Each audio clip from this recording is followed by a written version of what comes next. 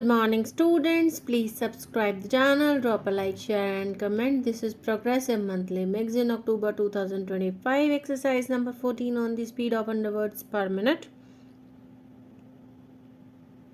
Start.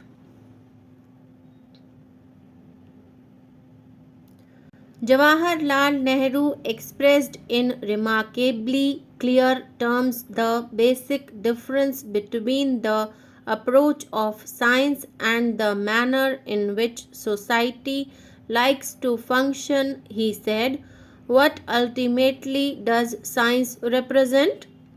I suppose the active principle of science in discovery. And what is the active principle of any social framework of society? Normally, it is conservatism, of remaining where we are, of not changing, of just carrying on. Thus, we come up against a certain inherent conflict between that principle of society, which is one of continuity and conservatism, and that principle of science, which is one of discovery, which brings about change and challenges that continuity. The result is that the scientific worker, although he is praised and patted on the back, nevertheless is not wholly approved of. He comes and upsets things as they are, and we see that, normally speaking, science seldom has the facilities that it deserves, except when misfortune comes to a country in shape of war or the like. The growth and development of science and its successful application for human welfare take place only in an appropriate environment, and thus demand changes in the structure of society so that it increasingly becomes less conservative and more flexible. The social transformation from a rigid traditional structure to newer, more flexible forms, the growth of the scientific culture and its application for producing economic change should, in an ideal situation, follow almost parallel closely behind one another. In real life, social changes are quite difficult to effect. It is much easier to plant a modern scientific culture in what appears to be for it a wrong environment.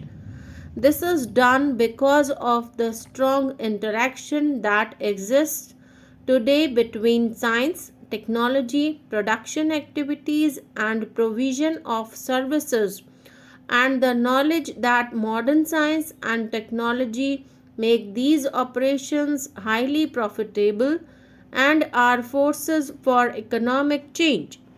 The existence of this scientific culture and the economic changes that it has led to, one hopes, will enable it to also act as a force for social change. The latter will take place only if there are equally significant efforts at other points, such as the transformation Gandhiji tried to introduce in the Indian situation. In these two lectures, I hope to explore them. And in order to ensure that I convey my thoughts to you not merely as an ideological or philosophical discourse, let us first consider the manner in which science, technology, and society are inextricably tied together today in a highly complex manner. To bring this out, I would like to give you three examples of developments that have taken place in areas that I know and have worked in and with which I have some familiarity, namely physics. The electron was discovered towards the end of the last century.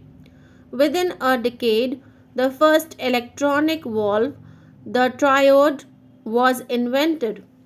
In another 4 decades, immediately after the Second World War, the solid state device, known as the transistor, was invented, giving rise to the birth of solid state electronics, which has today reached a stage when several thousand devices making up an electronic circuit can be incorporated in one tiny chip of silicon.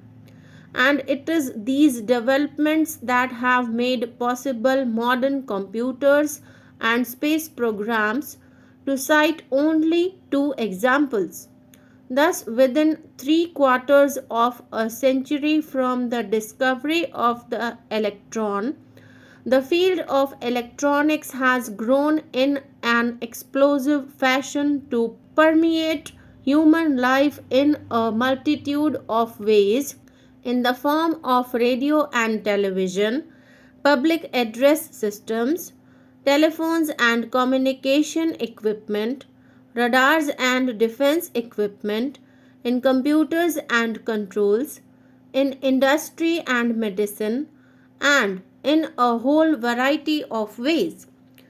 Let us consider, as a second example, the area of nuclear science. It was about 6 decades ago that the nucleus of the atom was discovered, and 3 decades later that the phenomenon of nuclear fission was observed. Within a few years of the discovery of nuclear fission, atom bombs based on this discovery wiped out the cities of Hiroshima and Nagasaki. Today, there are enough weapons of destruction in the form of nuclear bombs and missiles to wipe out human civilization totally from the face of the earth if use were to be made of them. But on the positive side, stemming from the same basic discoveries, there is increasing production of electric power through nuclear reactors and the use of radioisotopes in medicine, agriculture, industry, and so on.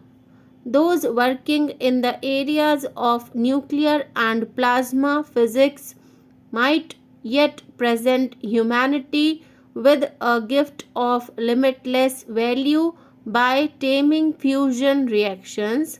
These are the reactions which provide the energy in the sun and in the stars, and which has already been seen in destructive form on earth as hydrogen bombs.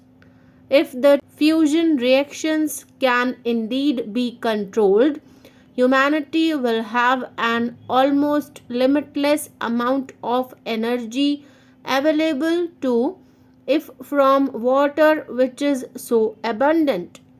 This has helped us substantially in the development of nuclear science here.